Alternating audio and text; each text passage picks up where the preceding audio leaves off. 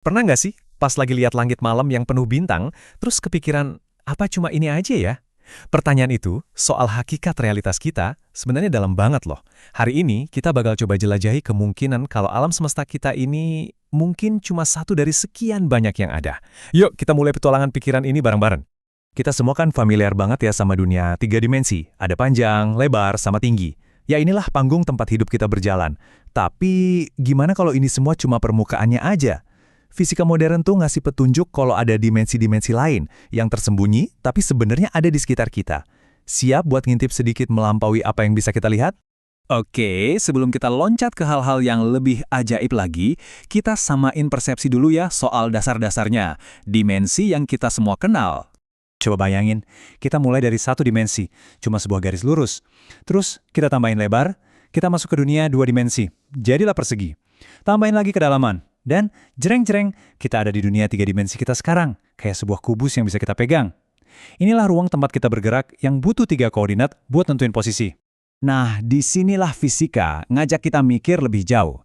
Ternyata nggak cukup cuma bilang di mana sesuatu terjadi. Kita juga harus tahu kapan itu terjadi. Waktu jadilah dimensi keempat. Dia menyatukan ruang dan waktu jadi satu kesatuan yang nggak bisa dipisahkan. Namanya ruang waktu. Inilah panggung kosmik yang sebenarnya. Oke, sekarang kita masuk ke area yang benar-benar bikin penasaran, di mana sains itu rasanya udah kayak fiksi ilmiah. Ada namanya teori Dawai, salah satu gagasan paling ambisius di fisika, yang bilang kalau empat dimensi yang kita kenal, itu baru permulaan. Gini deh, coba bayangin. Di fisika itu ada dua raksasa yang susah banget akur. Teori relativitas yang ngatur hal-hal super besar kayak bintang dan galaksi, sama mekanika kuantum yang ngatur partikel super kecil. Nah, teori Dawai ini coba mendamaikan mereka. Idenya tuh revolusioner banget. Pada level paling dasar, semua hal, dari cahaya sampai materi, itu terbuat dari dawai-dawai super kecil yang bergetar. Getaran yang beda bakal jadi partikel yang beda. Mirip senar gitar lah, nadanya beda-beda tergantung getarannya. Dan disinilah angka ajaibnya keluar. Biar perhitungan matematika di teori Dawai ini, dan versi lanjutannya, teori M, bisa benar, alam semesta kita katanya nggak cukup punya 4 dimensi. Teori ini butuh total 11 dimensi, 10 dimensi ruang, dan 1 dimensi waktu.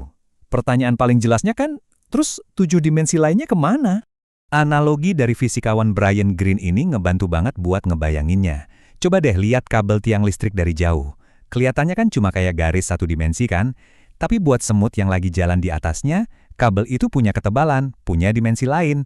Nah katanya, dimensi-dimensi tambahan ini juga begitu. Mereka ada di setiap titik di alam semesta, tapi kegulung rapet dan ukurannya super kecil, jauh lebih kecil dari atom. Makanya kita nggak bisa lihat atau rasain, tersembunyi padahal ada di depan mata. Oke, dari yang super kecil, sekarang kita loncat ke yang super besar. Pertanyaan abadi nih, alam semesta kita punya ujung nggak sih? Kalau kita terbang lurus terus, kita bakal nemu apa di akhirnya? Nah, ini ada teka-teki yang bikin bingung para astronom. Umur alam semesta kita itu kan 13,8 miliar tahun. Logikanya, cahaya dari objek paling jauh butuh waktu segitu juga buat sampai ke kita kan? Tapi anehnya, alam semesta yang bisa kita amati itu diameternya membentang sampai 93 miliar tahun cahaya. Kok bisa? Angkanya nggak nyambung. Jawabannya tuh ada di konsep yang keren banget. Bukan galaksinya yang bergerak nembus ruang angkasa dengan ngebut, tapi jalinan ruang waktunya sendiri yang melar. Bayangin aja titik-titik spidol di permukaan balon yang lagi kita tiup.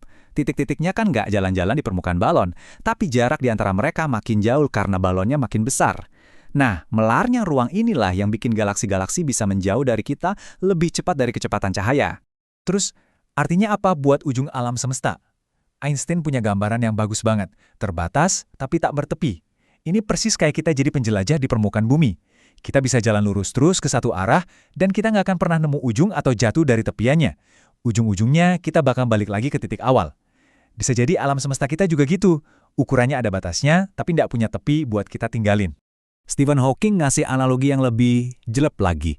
Nanya apa yang ada di luar alam semesta itu, sama aja kayak kita lagi berdiri pas di kutub utara, terus nanya arah utara dari sini kemana ya? Ya pertanyaannya jadi nggak ada artinya. Alam semesta, ya isinya semua hal yang ada, nggak ada konsep di luar. Oke, jadi kalau alam semesta kita nggak punya luar, berarti ceritanya selesai di sini dong? Tunggu dulu. Gimana kalau alam semesta kita ini cuma satu gelembung di lautan kosmik yang luas? Nah, dari sinilah ide soal multiverse muncul. Konsep multiverse ini kan lagi di mana-mana ya sekarang.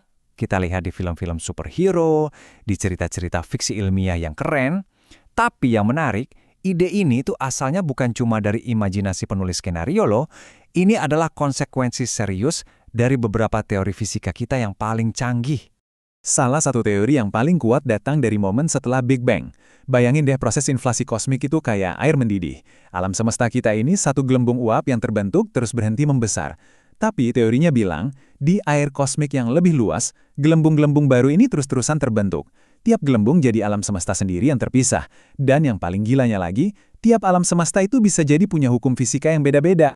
Dan ternyata, multiverse itu nggak cuma ada satu jenis aja. Para ilmuwan udah mikirin beberapa kemungkinan yang berbeda, dan masing-masing itu ngebawa kita ke realitas yang benar-benar beda. Ada fisikawan namanya Max Tegmark. Dia membaginya jadi 4 level. Level 1 itu yang paling simpel, kalau alam semesta ini tak terbatas luasnya, maka di suatu tempat yang jauh banget sana, pasti ada salinan persis dari diri kamu. Level 2 itu multiverse gelembung yang tadi kita bahas, di mana hukum fisikanya bisa beda. Level 3 datang dari dunia kuantum yang aneh. Katanya, setiap kali ada pilihan di level kuantum, alam semesta itu bercabang. Jadi ada versi di mana semua kemungkinan hasil itu beneran terjadi. Dan level 4, ini yang paling abstrak. Setiap ide matematika yang mungkin ada, bisa jadi beneran eksis sebagai sebuah alam semesta di suatu tempat. Tentu aja, ini semua kan masih teori ya. Jauh banget dari kehidupan kita sehari-hari. Tapi implikasinya dalam banget. Ini ngebawa kita ke pertanyaan terakhir. Kalau emang ada versi tak terbatas dari diri kamu di luar sana, yang ngambil semua pilihan yang mungkin, apakah pilihan yang kamu buat di sini, di hidup ini, masih penting? Apa itu justru bikin keberadaan kita jadi makin ajaib? Nah, itu pertanyaan yang seru buat kita renungin masing-masing. Terima kasih sudah ikut dalam penjelajahan pikiran kali ini.